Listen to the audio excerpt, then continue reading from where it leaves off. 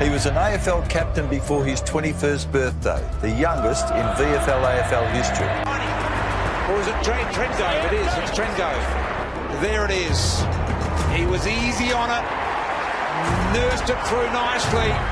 Welcome back, young man. Trengove goals. Melbourne get their third. Away Scully. Gets an open look at the goal. 50 out. No one in the goal. Where he needs a good bounce. Got it. Whitecher on the backside. The Demons.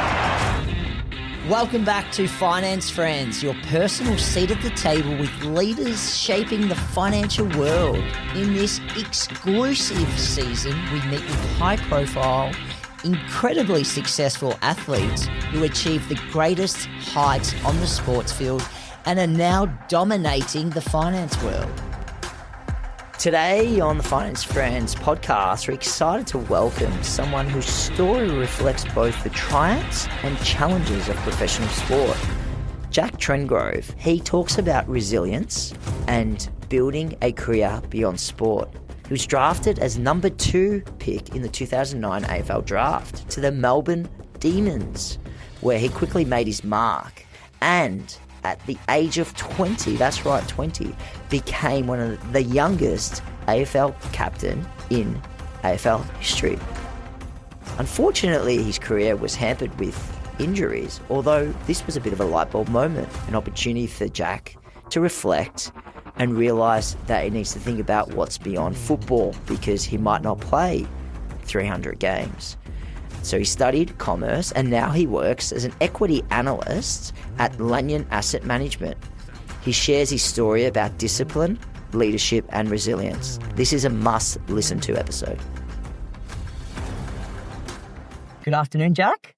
Thanks for having me. Welcome to the Finance Friends podcast. It's nice to be in Adelaide. Haven't been to Adelaide to do a podcast before, so welcome. How's your day been?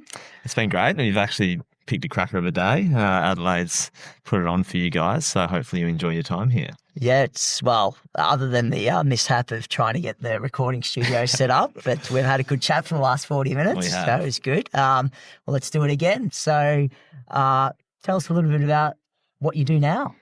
Yeah, sure. So I am an analyst at Lanyon Asset Management. So Lanyon is a long-only value-oriented equity fund manager. We're based here in Adelaide, but we've got an office in Sydney as well. My boss, Dave Prescott, founded the business 15 years ago, and we run money for institutional clients, family offices, and a number of private investors. When I say we're value-oriented, I guess if I tell you about what the average day for me looks like, it's literally trolling through financial reports, meeting with executive teams and trying to, I guess, uncover an undervalued company listed here in Australia or globally, one that we think presents a good investment opportunity and hopefully we can make some money out of it for our clients. Yeah. So how do you determine what is market value and what's undervalued versus overvalued? Yeah, that's a brilliant question. So I guess there's lots of different ways that people invest. We're probably old school, what you call value investors, as I said. So, we find a company and we determine what the value of that company is or what we believe it is worth. And then obviously we try to buy it when it's at a discount to that value. And then if it realizes the value, then we'll sell it.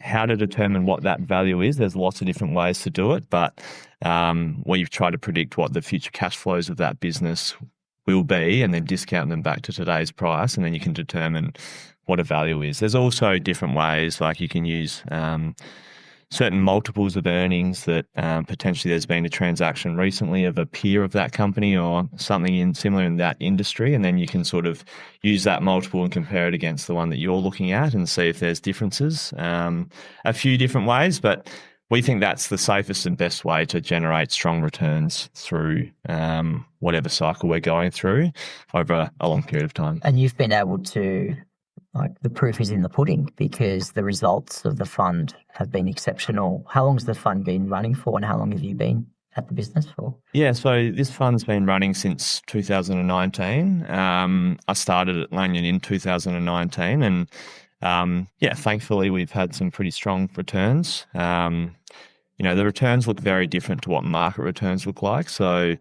we run a pretty concentrated portfolio, so 15 to 20 stocks.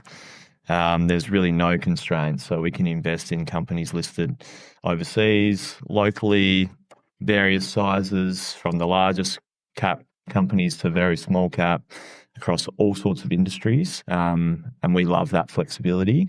And over the course of 6 years now, we've been able to deliver returns that are above market returns, and keep our clients happy, and hopefully that continues. Yeah, and what do you most enjoy about your current job? Yeah, that's another really good question. I think the thing that I like is that no day is ever the same. So I'm a pretty curious type of person and love learning and developing. And we have the privilege of sitting down with some of the best executive teams in Australia and trying to decipher through their company and understand the business and what factors are at play and what the business is going to look like in 3 to 5 years' time.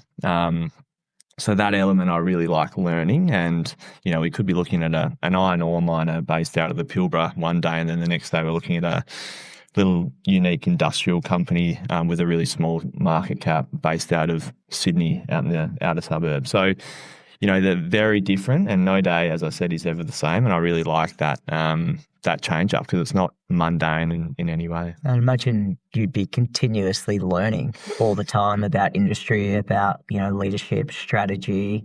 Oh, definitely. That's the bit that I love most. You meet some really unique people that have had incredible experiences. My boss, he's been in the industry his whole life, and he's still learning every day as well. So there never is a point where you reach where you think I'm there. One of the unique things about the industry, it's the most humbling industry ever. You feel like you're getting somewhere, and then you peg back down because something that you forecast went completely wrong. So it's great in that way. And I feel like the day you stop wanting to learn is the day you should be done. Yeah. Well, it's quite interesting because you don't actually have to get all your calls right. You just got to get more than 50% right, especially when you're highly concentrated, and you should be able to outperform the market quite easily. Yeah, definitely. And don't worry, we get so many wrong. But as you say, if you get the majority right, then over time that should generate strong returns. And thankfully, so far, we've had more right than wrong, but you're only as good as your most recent performance, and that doesn't determine what you're going to do in the future either. So it keeps you on your toes. That's right. And so you've been doing this for 6 years, and did you finish football and go straight into this, or was there a transition period between finishing football at Port Adelaide and starting this role? Yeah, so if I go back all the way back, my journey, I've been, my career itself in the AFL didn't reach any spectacular heights, but what I'm absolutely grateful for the opportunity to play within the AFL system. It was a childhood dream, and I'm one of the lucky ones that got to, live that out. So I got drafted to the Melbourne Footy Club back at the end of 2009, hung around there for 8 years and went through all sorts of ups and downs, which we can touch on in time, like any AFL footballer, and then got the opportunity to come back to Port Adelaide. And throughout those ups and downs, I had a few injuries and was always keen on my studies through school. I think mum and dad really drilled into me from the outset that you've got to have balance in life, and I'm a big advocate for that. Certainly didn't have all my eggs in the one basket. And so just touch it. How important is that, especially when you're going through your football career? You had a lot of injuries, and pretty challenging injuries from my understanding. How important is that balance to get you through that challenging time? Yeah, it's critical. And if I could give any advice to not only footballers, but anyone in life, it's just to have that balance, because, we can think about, I've got plenty of examples of past teammates, current players who have gone through this transition period. And I personally view it as being the biggest issue facing athletes at the moment, and one that no one's ever really nailed, because, you go from being, full on in everything, giving your whole life to a particular sport or a certain goal, and then that can be ripped up very quickly because the industry's incredibly ruthless. One injury, some poor performance, one coach that doesn't think you're any good anymore, and suddenly you're out of a job. And if you've committed your whole life to that, and you realise one day you're out of a job and suddenly you're, behind the 8 ball and, in a challenging period trying to figure out what you're going to do because using AFL as an example, I think the average career length is like 4 years. So it's not very long. And if you've committed a lot of time and energy to that, get to the end of it, you're suddenly, 22, 23 years old and have no education. And so for me personally, if I think about my example, is that I studied straight away when I got into the system, and the injuries that I had were probably a blessing to a degree because it made me really think about what life's going to look like after football, because I had a surgeon one day tell me that you may never run again, let alone play footy. And that was at the age of 21. So it was, pretty confronting at the time, but I call it a blessing and I'm so thankful for it because it meant that I did get thinking about what that next, career was going to look like. So I was lucky enough to hang around, as I said, for another 8 years after that. But the day that I finished footy, I walked into the job at Lanyon. So when you talk about that transition period, I was extremely fortunate that it was quite a smooth transition for me. So was that the light bulb moment where you thought, I need to study, or were you studying prior to that, surgeon saying you might not ever run again? No, I was studying, but, there's studying and then there's studying. It was sort of ticking along in the background. I picked up a commerce degree as soon as I got drafted because, as I said, I worked really hard at school to get the best scores possible. So I wanted to utilise that. But the commerce degree was certainly on the back burner and I was just ticking along and just scraping by. And then this injury where I was like, far out, if I don't have a job next year, what am I doing? It took me on a really unique journey where I started, making the most of what strong networks are within football clubs, particularly the Melbourne Football Club. Met some incredibly successful business people and tried to figure out exactly where I wanted to take my career. If footy was to finish or when it was inevitably going to finish. And that led me down, an incredible path of meeting unique people, doing all sorts of different things. And at that point, I sort of could understand exactly what I wanted to do and then really started working towards that. So I actually finished my uni degree while I was playing. Yeah. And then got the opportunity to do some work experience. One of them... And I was going to say, what did that involve? Yeah, so... initially it was like some financial advice when I was in Melbourne, and realised that while I enjoyed it, I didn't think it was something that I really wanted to pursue. So if anything, it put a line through that. And then when I moved back to Adelaide, I got introduced to Dave Prescott, who I've alluded to. He's the founder of Lanyon, and we hit it off from the start. I think our values were very aligned. I loved his passion. I think he's a bit of a wizard when it comes to investing. And he offered me the chance to come and sit on his shoulder on my day off that we got each week. So I did that for the 2 years I was at Port. And then I was at a point where I probably could have tried to keep playing footy if I wanted to. But then I was like, I'm 28 years old. I know what I want to do next. I've got a job there sitting and waiting for me. I'm ready to just jump into it. So you're clearly content with your football career today, or content enough and more looking forward to your next career? I think that's probably the one. Are you ever content? I don't know, with a footy career. I think I knew that I tried everything I could at that point. And my career looked very like the first 3 years of my career, I was playing a lot of games and getting lots of opportunities and was named the captain of the Melbourne Footy Club as a 20-year-old, which was an experience in itself. Yeah. And then injuries came along and it sort of derailed the trajectory that I was on, which is fine. That's but I guess I had optimism to play for a long time and be a successful footballer. And then the injury sort of challenged me a lot through that period. So, when I got to the end, when I was 28, I was sort of like, I know exactly what I want to do next. Mm-hmm. Am I just delaying the inevitable, or should I launch into it and really try to make a career? As I said, I've met some incredible people along the journey, but one person in particular, John Eales, who you would know as the, well-regarded Wallabies captain. Yeah. I sat down with him a few times, but he said to me, Jack, you're not retiring from footy, you're actually starting a whole new career. Yeah. And it's just a slight little shift in your mindset. Brent Hackett talks about that as well. It's like it's the slightest little shift, but it's like you're not finishing something that you've worked your whole life to do. It's actually should be excited about the next career you're about to embark on. Yeah. And I took that approach and literally haven't looked back since.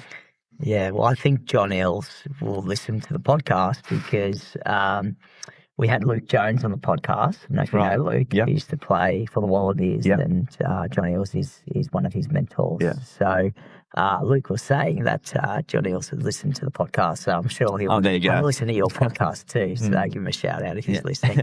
Well, I think that's really important, and that mindset.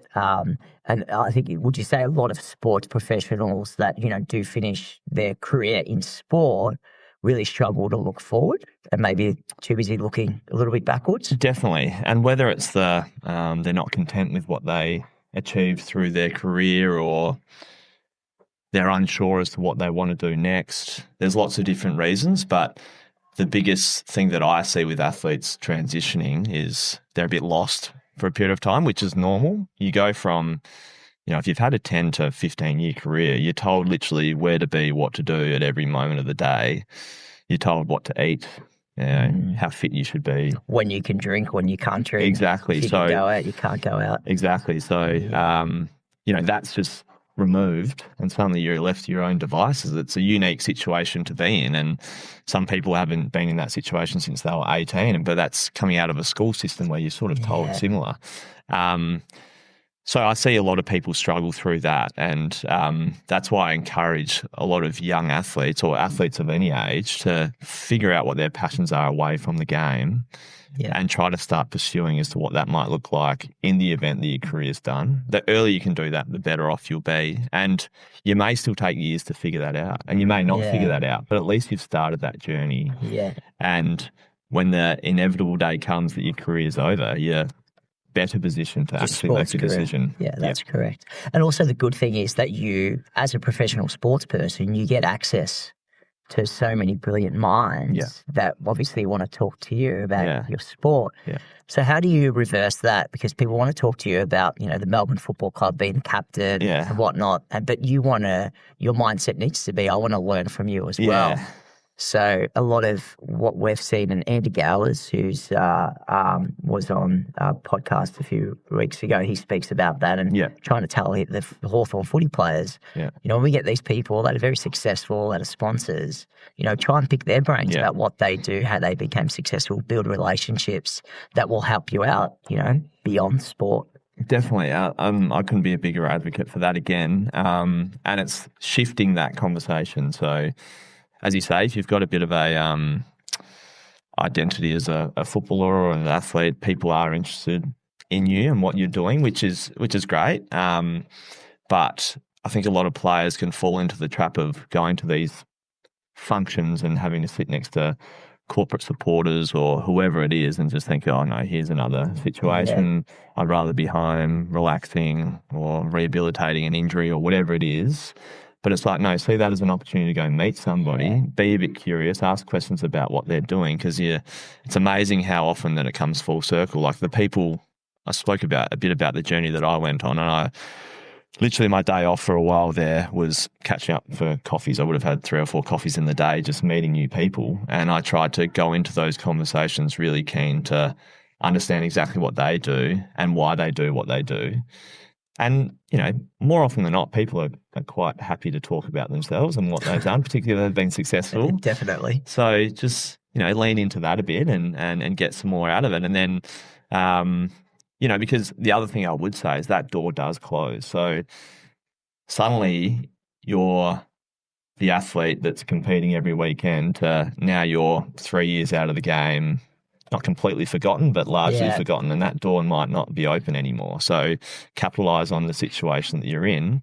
And it's not taking advantage of it. Be authentic, be genuine in the way that you go about it. But just take your opportunity. Take your opportunities, Yeah, because, it's not often you get to sit at a table at, maybe someone that runs a successful business or the CEO of a listed company or someone that runs an investment firm that, is willing to take you on one day a week to shadow and to learn. Yeah, if you don't ask that question, you'll never find out. And a lot of my great friends are,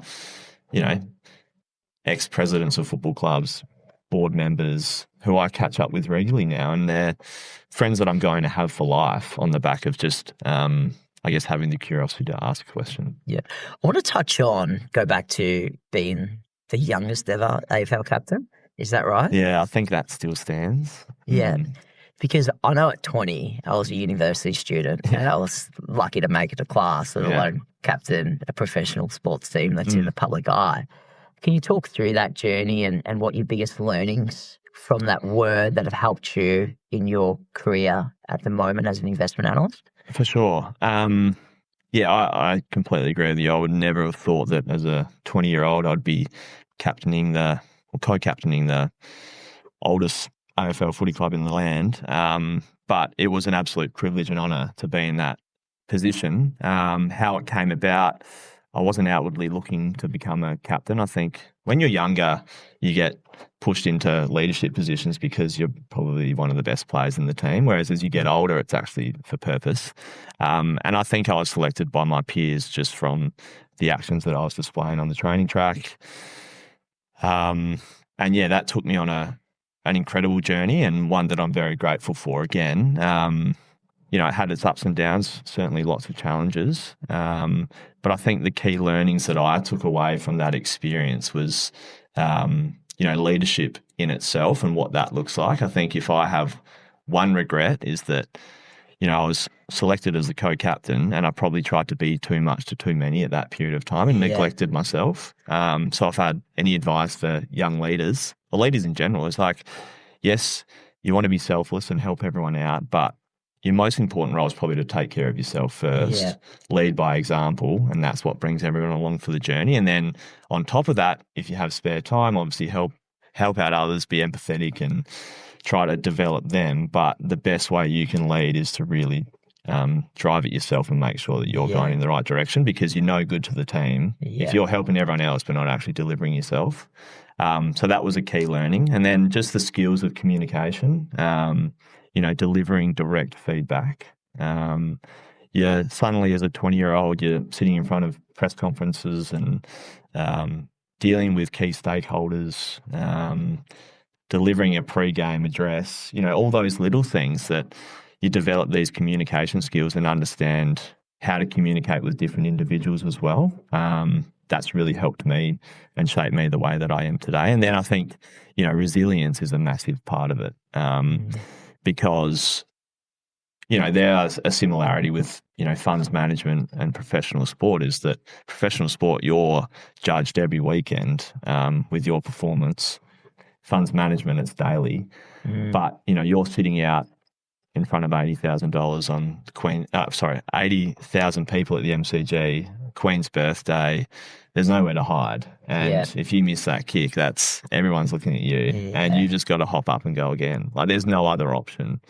With injuries, it's the exact same thing. You can feel sorry for yourself, but that's not going to achieve anything. So, as I've said, dust yourself off and have another crack. And I've taken that into my next life, because inevitably you've had a day where, the company's fallen 10%, the share price, and suddenly the PM's asking you what's going on. Like, you've got to make critical decisions in the moment. So that resilience and ability to move forward and no doubt take the learning from it.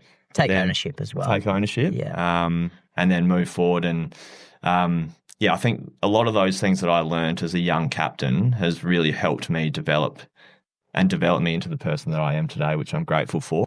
So going back to leadership at Melbourne Football Club as a 20-year-old, was there a situation where, an older player that, maybe played a lot more games than you, maybe in their late 20s, that, wasn't up to scratch in terms of where you want them to be, that fit, the leadership or what the team demanded of them, and you had to have a hard conversation with them? Was there a situation that happened? Because that happens in the corporate world a lot, and maybe what learnings you've had. Yeah, that situation that you just described was my biggest fear coming in as a young captain. I've always been one to respect your elders, particularly those with more experience than you.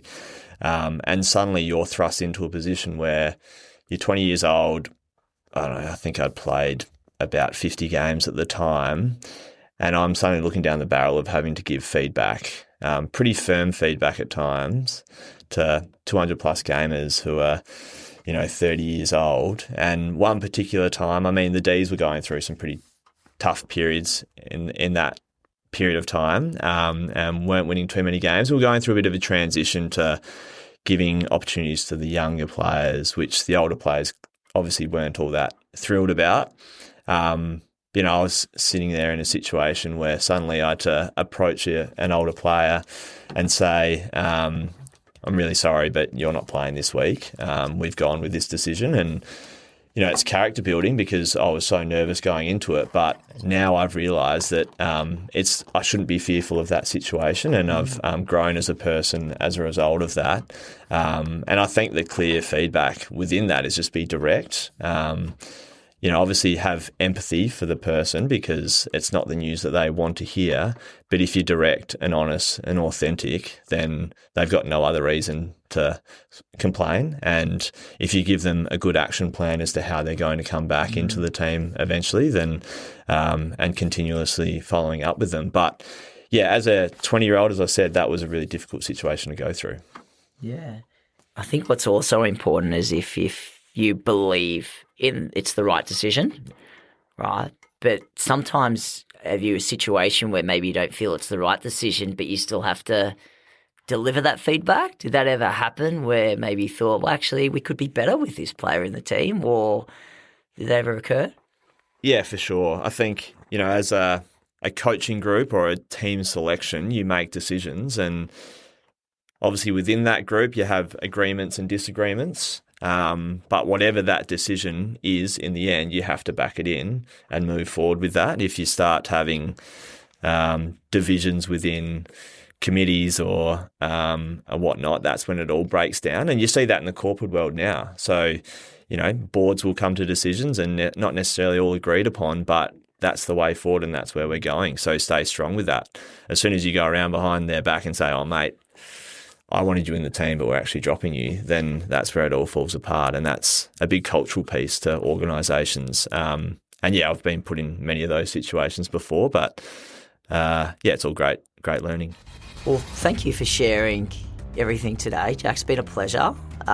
It's been great coming to Adelaide and seeing you, and good to see you be so successful in your second career to date. And us as the finance friends, we wish you all the best for the next 15 plus years as an investment analyst. Thanks so much for having me, Fabian. It's been a pleasure to be here, and look forward to listening in to guests in the future.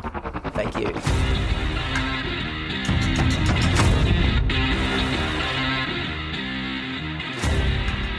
Thanks for listening this week. Stay tuned for our next episode and keep up to date with us by following the Finance Friends podcast on Instagram and TikTok. Plus, connect with us and our guests over on our LinkedIn page, all linked in the show notes.